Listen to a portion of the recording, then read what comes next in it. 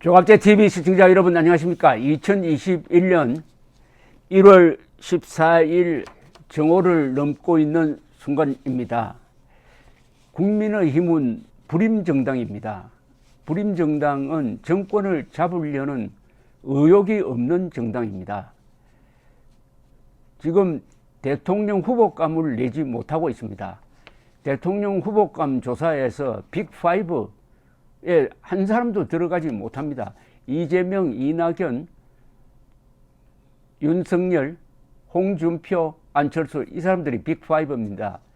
그런데 국민의힘은 그동안에 김종인 비상대책위원장 시절에 이 권력 의지가 사라지고 말았습니다. 아니, 권력 의지를 김종인 씨가 말살하고 말았습니다.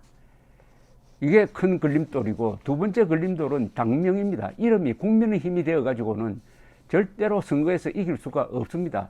국민의 힘을 하도 발음하기가 힘드니까 국민의 짐, 국힘당이라고도 부릅니다. 이게 다 조롱거리가 되었습니다.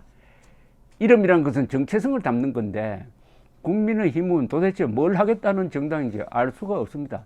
김종인이라는 걸림돌, 국민의힘이라는 걸림돌, 그리고 권력 의지가 없다는 걸림돌. 이 당은 아니 200석을 가지고 있어도 이런 정당은 희망을 만들어내지 못하고 있습니다. 그런데 지난 연말부터 안철수 국민의당 대표가 서울시장 출마를 선언하면서 이 야권 선거판이 크게 바뀌고 있습니다. 그러니까 초조해진 김종인 위원장이 국힘당으로 들어와서 경선을 하자고 합니다. 지금 그렇게 하는 것은 자살골입니다. 왜냐하면 국힘당에 무슨 브랜드 파워가 있어야죠. 지금 김종인 대표의 지지율, 차기 대권 후보 선호도 지지율이 0.1%입니다. 이것은 경멸 아닙니까? 0.1%. 안철수 씨는 한 10% 됩니다.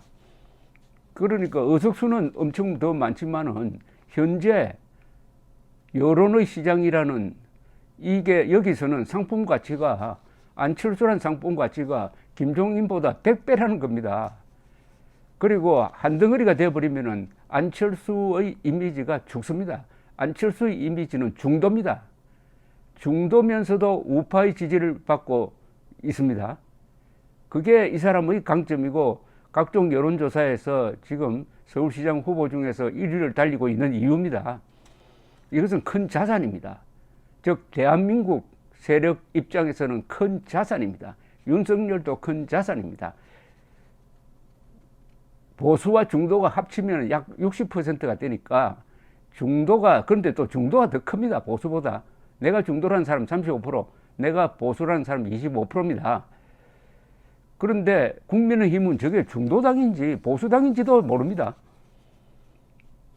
그러니까 김종인 씨는 자신의 이제 성적 분량을 다른 방법으로 지금 뭘 좀 성적을 올려보려고 하든지, 아니면은 불임 정당을 면하기 위해서 안철수를 일종의 인공수정의 대상으로 삼아가지고 인공수정을 하겠다는 거. 아니, 자신이 불임이면 불임을 스스로 고쳐야 되는 거 아닙니까? 이도 고칠 수 있는 불임증이거든요. 그러지 않고 인공수정하겠다고 하면 되겠습니까? 인공수정당이, 국민의힘이 지금 인공수정당이 되겠다고 하니까 안철수 대표가 입당을 거부를 했습니다. 오늘 국회에서 열린 최고위원회에서 저로 단일화하자고 주장하는 것이 아니다. 이 정권의 무능과 폭주를 비판하고 정권 교체를 간절히 원하는 국민의 뜻에 따르지 않은 것이다. 누가 단일 후보가 되는지는 2차적 문제다. 단일화를 이루는 것 자체가 중요하다. 이게 정확하게 맥락을 잡았습니다. 단일화가 중요하지, 입당 여부는 그것은 국민의 힘의 차원의 이기주의적 계산이지, 우선 단일화에만 합의하면 됩니다. 왜 지금 김종인 씨는 계속 들어오라고 합니까? 그 이야기할 시간에 단일화를 이야기하세요. 그런데 또 3자 필승론이라는 것을 주장을 하는데, 3자 필패죠. 필패. 지금 무슨 여유가 있다고 야권에서 후보를 여러 사람 내가지고 이길 것이라고 망상을 하고 있습니까? 선 입당 후 경선을 주장한답니다. 국민의힘에서. 안 대표는 국민의힘을 향해서 이미 지난해 총선에서도 지역구 후보를 내지 않고 양보했는데 또 양보를 하라고 한다. 그런데도 누군가는 제게 더 양보하고 더 물러서기를 요구하고 있다. 그렇죠. 지난 총선 때 국민의당은 지역구 후보를 내지 않았습니다. 안철수 대표는 또 이렇게 이야기했네요. 그분들의 요구가 정권 심판에 도움이 되고 그 요구에 따르는 것이 정권 교체의 기폭제가 된다면 마다하지 않겠다. 그러나 대한민국보다 소속 정당보다 개인의 정치적 유불리를 우선하는 것이라면 시대의 요구와 시민의 뜻에 어긋난다. 아주 정확하게 표현했네요.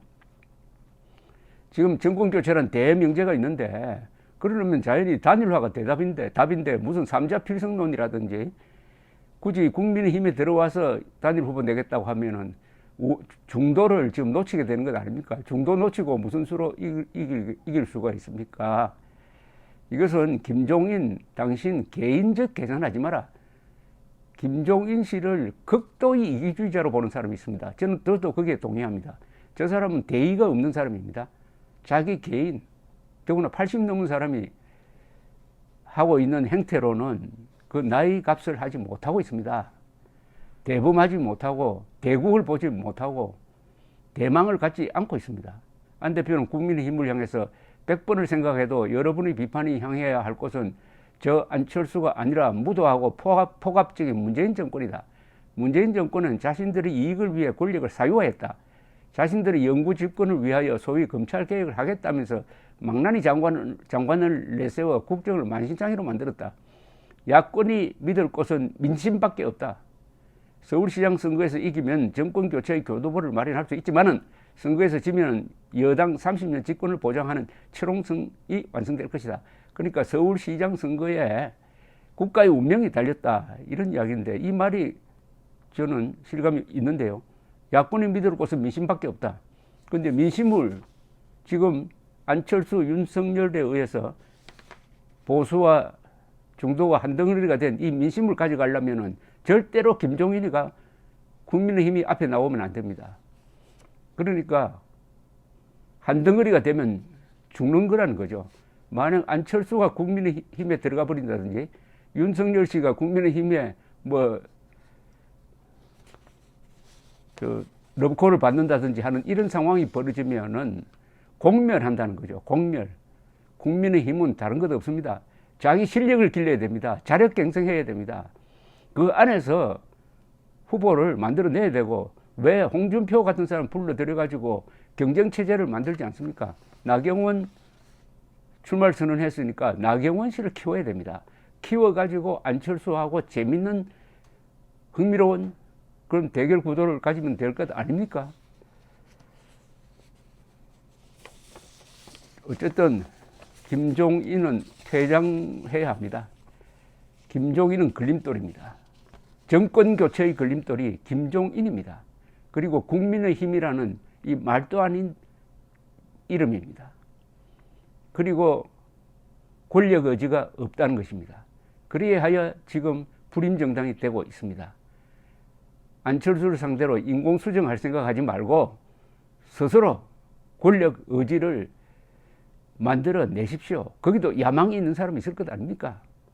야망 있는 사람이면은 초선 의원이라도 앞으로 나서야 합니다. 김영삼, 김대중, 이철성 세 사람이 대망을 이야기할 때 나이가 40대였습니다. 왜 한국은 지금 40대 기술원이 나올 수 없을까요? 있습니다. 감사합니다.